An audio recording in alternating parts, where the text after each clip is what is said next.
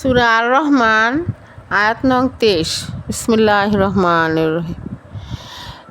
এরপর মানুষ ও জিন, তোমরা তোমাদের রবের কোন নেয়ামত অস্বীকার করবে?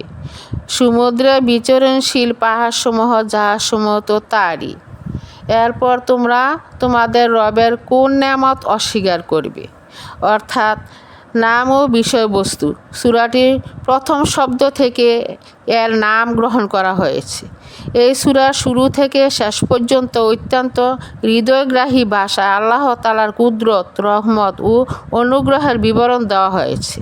আর প্রতিটি কুদরতের বর্ণনার পরই জিন ও মানবজাতিকে প্রশ্ন করা হয়েছে এভাবে, অতএব তোমরা জিন ও মানব উভয়ে তোমাদের রবের কোন কোন দানকে অস্বীকার করবে?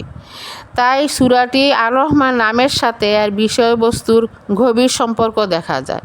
কোরআনের এই একটিমাত্র সূরায় মানুষ ও জিন জাতিকে একসাথে সম্বোধন করা হয়েছে। অবশ্যই প্রথম 12টি আয়াতে কেবল মানবজাতিকে সম্বোধন করে কথা বলা হয়েছে।